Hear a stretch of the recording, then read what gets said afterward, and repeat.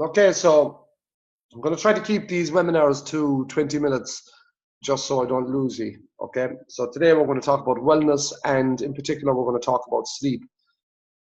So when we have a look here at this graphic here to the right, which is just our principles of movement, you can see that wellness underpins everything. And a big part of wellness, or an active component of wellness, is sleep. When we look at the graphic to the left, it's amazing when you can see how much time we have and what activities we do throughout our life. Excuse me. If you look down here to the right, you can see that the average person will spend a third of their life sleeping, which is phenomenal when you think about it. So with that in mind, we should have a good active understanding of what sleep is, the components of it, what happens, why we need good quality sleep, and how we can actually achieve good quality sleep. For a lot of people, this is a really big issue. This is a 21st century issue. This is something that is becoming more and more common, just talking to people that sleep cycles are messed up, whether it be working on shift work, whether it be mobile phones, whether it just be activity in the brain, whether it be stress, with loads of things that throw sleep cycles out. And as a result of that, everyday function and performance tend to suffer, okay? So the first thing we're going to talk about is our circadian rhythm. So essentially our circadian rhythm is your internal body clock, okay? It's a 24-hour internal clock that is running in the background of your brain. And it cycles between times of sleepiness and times of alertness at regular intervals. So it's also known as your sleep-wake cycle. Now, this is really important, right? Because it controls alertness, sleep, hormone production, body temperature, and even organ function. So for most adults, the average or the biggest dip in energy happens in the middle of the night, somewhere between 2 and 4 a.m. when you're usually asleep. Then for other people, another big dip will occur between 1 p.m. and 3 p.m. during the day. That's why people get this like post-lunchtime slump. Now they can vary, not everyone lies on the spectrum of this. It can vary. Some people are just naturally night owls, more people are just naturally morning people. It just depends on, we're all different individual snowflakes. There's no one person the same, okay? What I will say is you will feel these dips on a bigger scale when you're sleep deprived, okay? When you're sleep deprived, you'll notice swings of sleepiness and swings of alertness, okay? So a part of your brain called the hypothalamus, okay? It's a part of your brain that actually controls your circadian rhythm, okay? When it's dark at night, your eyes send a signal to the hypothalamus, and it's essentially it's time to feel tired, okay? Your brain in turn sends a signal to your body to release melatonin, which makes your body tired. That's why your circadian rhythm tends to coincide with cycles of daytime and nighttime, and why it's so hard actually for shift workers to sleep during the day and stay awake at night. Like this goes back to a very primitive time when the sun rose and the light rose, people got up, and when the sun went down and it got dark, people went to sleep. That's what melatonin does. This is what the body's natural cycle should be. But we've messed that up with modern living and so forth. Okay? So your circadian rhythm works best when you have regular sleeping habits, like going to bed and waking up in the morning at the same time every day, including weekends. Big mistake people make is actually staying in bed later on a Sunday or on periods of holidays and stuff like that, just sleeping for longer hours. And what people find is they're actually tired from sleeping. You actually feel more tired, more lethargic during the holidays when you're not doing anything, when you're not working, which doesn't make sense. And that's just because you have played around and messed up your circadian rhythm. So when things like jet lag, daylight saving times, like sporting events, like, you know, staying up to watch a fight till 3 o'clock in the morning, shift work, all these kind of things, when they get in the way, they mess up your circadian rhythm, and that can make you feel out of sorts, and it can make it harder for you to pay attention, to go around your everyday functions, and obviously to perform if your goal is performance. So you have to spend time on developing good sleep hygiene, good sleeping habits, because the better your sleeping night is, the better your day productivity is going to be. So that's the circadian rhythm, and that's why it's so important, okay? When we shift here to the right, we see a sleep cycle, okay? So what I'm going to say here is that we have different stages of sleep, okay? We go from stage 1 to stage 2 to stage 3 to stage 4 to stage 5, okay? We don't just go straight into a deep sleep, which is stage 3 and 4, okay? So stage 1 and 2 is a very light sleep. You drift in and out of sleep and you can be awakened easily, okay? It's at this stage when eyes start to move very slowly and muscle activity slows down. Some people at this point might actually feel sudden muscle movements, or you might get this sensation that you're falling, or your leg is after kicking a ball or something like that. That's actually very common to happen in this stage of sleep. It's when your body temperature, once you get into stage 2, your body's temperature starts to slow down. Your brain waves start to slow down a small bit, your heart rate slows down, and you're getting ready to get into more restorative sleep, which is stage 3 and 4. That moves me over here to stage 3 and 4. At this point, you get extremely slow brain waves. These are called delta brain waves. Really important. We're going to talk about these over here in a second. But we get more delta brain waves. It's this sleep where this really restorative stage 3 and 4 sleep, where people might actually sleepwalk, wet the bed, and so forth. It's in this really deep sleep stage. It's really important that once we're in this stage 3 and 4 of deep sleep, that we acknowledge that this is our restorative sleep. Okay, this is where we want to try to get to. Deep sleep reduces sleep drive, and it provides us with the most restorative sleep of all the whole sleep cycle. Okay, that's why if you take a long nap during the day, right, and if you drop into this stage 3 and 4, you're gone into deep sleep, it's harder to get to sleep at nighttime because you went into this stage of 3 and 4. If you get a little nap at the start of the day and you only go into stage 1 or 2, it's actually quite easy then to get a full sleep the night before, okay? In stage 3 and 4, okay, this is called restorative sleep because it's at this stage of sleep that human growth hormone is released. We restore the muscles, we restore our body and the muscles from the stresses of the day. Your immune system restores itself, and this is where we want to try to get to, okay? Then stage 5 is what we call rapid eye movement. Rapid eye movement is the final stage of sleep. This is where most dreaming occurs, and this is where we come out of stage 5 and back into stage 1 and 2. So a full cycle of sleeps, because this is called the sleep cycle, a full cycle of sleep generally takes between 90 minutes and 110 minutes a cycle, okay? So they are our sleep cycles. The last thing I'm going to quickly speak about are brain waves. So when we get into our deep stage of sleep here, we get into delta brain waves, and this is the real restorative brain frequencies that we want to be functioning at. We actually get into these brain waves when we meditate, when we activate the parasympathetic nerve, and we go into restoration mode. So that's really, really important to be aware of, and that's really, really important to know. So that's what is sleep, okay?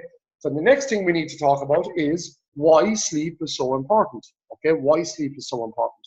So, first of all, I've done a little, some slides and some little points here, okay? So, it impairs memory and learning, okay? So certain phases of sleep are now known to improve memory consolidation, essentially, strengthening your ability to learn. By interrupting or missing out on these phases of sleep through deprivation, it limits how effectively you remember new information. This can be troublesome not only in your ability to try to learn something new, but also just in your functioning on a day-to-day level, okay? Point number 2, which sharpens our attention. So just ask any teacher in any school about a child who's gotten a bad night's sleep. Straight away, instinctively, I can guarantee that most teachers will just point out that the child isn't getting a good night's sleep, okay? So essentially, just as your body needs energy to perform, so does your mind. So going into the day with low energy means that you're less able to focus your attention, making it harder, you know, just to carry out mental tasks that you ordinarily would find simple, okay? Point number 3, it worsens our mood. So perhaps unsurprisingly, considering the many negative impacts that a lack of sleep has, chronic sleep deprivation is closely linked to irritability, bad temper, and generally a low mood. Low energy levels and a shortened concentration plan or span, dull decision making, heightened stress levels, and it's not hard to see how your mood would worsen in that as well. I know personally that if I lack sleep or if my sleep is low on any one day, my mood tends to follow suit as well. A massive point here as well is that just chronic sleep deprivation, it weakens our immune system. So like physically feeling run down is a problem when you're not sleeping well, as your body is missing out on the nightly recovery and rejuvenation or regeneration that sleeping brings, especially in stage 3 and 4, as we spoke about a minute ago. Okay, in such a situation, you're more susceptible to minor illnesses like the common colds or flu. You may not be able to fight off infections as you should be. A weakened immune system is yet another issue with having poor sleeping habits. Okay, and I don't have to speak about how that is going to affect our performance. It's going to affect every part of our life. You know what I mean? We're sick. No one wants to be sick. You're missing work. You're missing productivity. You're missing training. Financially, mentally, all has a massive impact on our bodies and a massive impact on our minds as well. Big one here is the slows reactions. Loads of research and testings around this. From an athlete standpoint, this is huge. Poor levels of energy reduce speed, which your brain can process vital information, leading to slower reaction times. This can result in poor productivity and poor performance as well. If you have a body composition that is not optimal, or if one of your goals is to lose body fat, sleep deprivation actually increases appetite, because when you're naturally tired, you're naturally low on energy. And this essentially means that you're going to have stronger cravings. High calorie foods, drinks, snacks become particularly tempting, and meal times are likely to be ignored as your body demands instant hits of energy, and your body will generally crave sugary foods at that point as well. The energy provided by these types of foods create a sudden spike in energy, and you will get like this brief satisfaction, but it's followed by another severe drop or another slump, and the whole cycle continues. And and you just have this roller coaster and this yo-yo because of that as well, right? The last thing here as well is, in terms of the impact this has on your body, is actually poor sleep ages skin, and it does this because chronic sleep deprivation increases the production of cortisol, which is a stress hormone, okay, which in turn breaks down collagen, right? So I've spoken so many times about collagen, about the importance of collagen on many levels. I'm not going to get into it now, but collagen is a vital component for keeping your skin supple and healthy, okay? So that's another thing to consider. When we look at sleep deprivation, okay, and sports performance, which is obviously another massive reason why we should be looking to get a good night's sleep. We're going to have to decrease recovery. Okay, I spoke about that because sleep facilitates the production of growth hormone, human growth hormone, which repairs damaged muscles. Getting a good night's sleep allows you to fully recover from a workout or training, maximizing your readiness for the next day's exercising, and it helps alleviate any potential injury problems as well. Okay, so that's massive. The next thing can lower motivation. Okay, I know that on days when I'm tired, Monday night I think it was of this week was a really poor night's sleep for me. Got maybe 4 hours sleep. Tuesday's training was just a grind mentally. It was just so hard to motivate myself to do it, which is the complete opposite of how I am every day. I'm generally very highly motivated when it comes to training, but it was really hard for me. Okay, so like there was a positive correlation between sleep quality and proneness to anxiety and depression. Being motivated is the first step to it's the first step on the journey to peak athletic condition, essentially. And without motivation, you're at nothing really. Motivation is what everyone who is somewhere or performing at a really high level, motivation is underpinning it. And generally speaking, people who aren't where they optimally want to be, motivation is probably what's underpinning that as well. So motivation is key.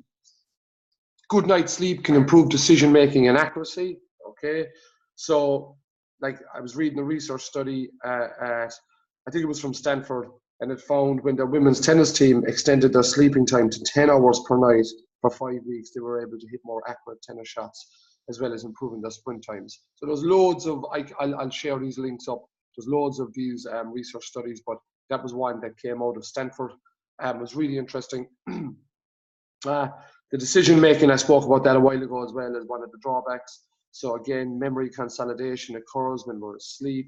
And the process of tuning newly acquired information into permanent long-term memories happens at that point as well.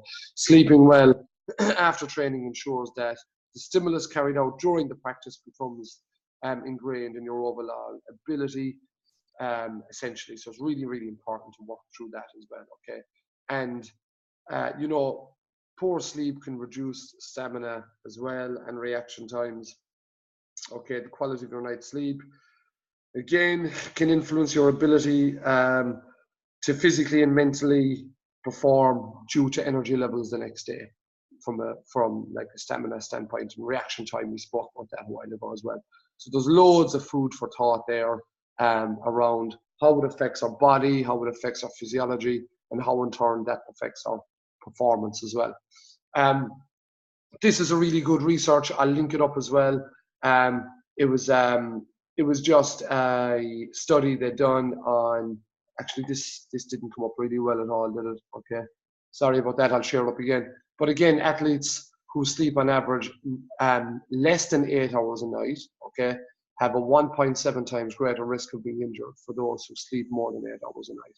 So it's a 1.7 times greater risk of injury, which is like phenomenal, just down to simply recovering. And the thing about it is, like, we talk about when it comes to recovery, like we talk about like the 1%, and we talk about foam rolling, and we talk about massaging and cryotherapy and flow chambers and you know, like recovery drinks. We talk about all these 1%, but the key to it is that if you're not getting sleep right, if you're not getting, like, sleep is 99% of it. A good night's sleep is the key to good recovery. Good nutrition, good sleep is 99% of it.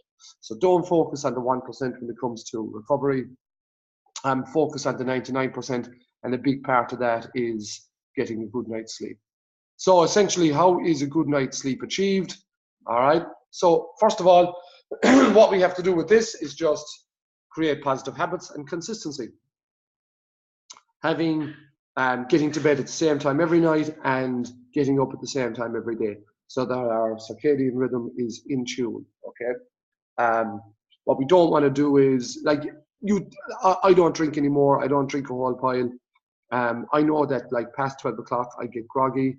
If we have people over at 12:30, I get irritable. 1 o'clock, I just want to go to bed, irrespective of who's here or what we're doing. I'm just tired when it comes to that point. I know that when people do drink, they talk about, like, alcohol affecting them, but it's the lack of sleep that affects them even more. So think about that on your Saturday nights.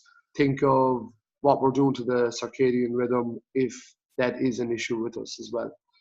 Because, like, we know now through the hypothalamus, we know that through light and melatonin production, that screens and unnatural light play a big part in how we actually, with the melatonin we produce and our night sleep as well.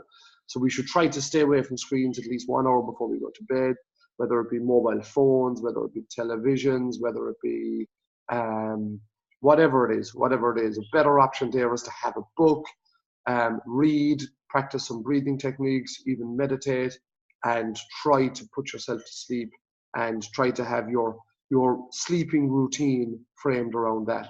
Okay, turning your room into a bat cave. I think it was Tim Ferriss who spoke about this. Blacking out absolutely everything in the room so you have no light whatsoever. That ties into what I spoke about on the previous point. This is definitely, actually, Tim Ferriss, I heard this from, drinking warm water with 1 tablespoon of honey and 2 tablespoons of apple cider vinegar. About maybe an hour before you go to sleep. And I forget where he read it. I don't think he had much like research to back it up, but it works. It's something that I do. Not as regularly at the moment because I'm not having issues around it, but it's definitely whenever I have issues around just sleeping. I get it sometimes if I go, if I do lots of like neural activation, if I really overtrain my nervous system with plyometrics or heavy singles and stuff like that, I do find it hard to settle at nighttime and sleep at nighttime. So what I'll do is, that will be my go-to. So it's 2 tablespoons of apple cider vinegar, 1 tablespoon of honey into warm water, stir it up and drink it, and just try it. Self-knowledge, just explore with it, it works, okay? Getting some extracurricular activity in the bedroom works as well. So like this has been proven that sex for men in particular produces hormones, reduces stress, and knocks you off. So pardon the pun at the end of that, but it can help you get to sleep an awful lot faster, and it has been shown to affect men more than women. Ending the day with positive energy. So this is a big part of the whole concept of the 5-minute journal, if anyone has ever read that. So it's 5 minutes in the morning, 5 minutes in the evening, and for the last 5 minutes you go to speak before you sleep. Just practice gratitude. Look for the positive things that happened in your day. You imprint that in your mind, and as you go to sleep, it will give you a better night's sleep. You know that if you end the day on a negative note, it directly affects your sleep. You know, like if you're fighting with the person beside you in the bed, it's harder to get to sleep. If you're watching really violent, upsetting television before you sleep, this all affects the quality of the sleep you have. And practice good meditation or breathing techniques, excuse me, just before you sleep. Just it affects your brain frequencies, your brain waves, spoke about that. It also activates your parasympathetic nerve, which is the rest and digest nerve, helps you lower your heart rate, helps you relax, helps you de-stress, and it puts you into just a deeper sleep and a deeper slumber. So not quite sure how long that went on for, lads, okay? I wanted to keep it to 20 minutes.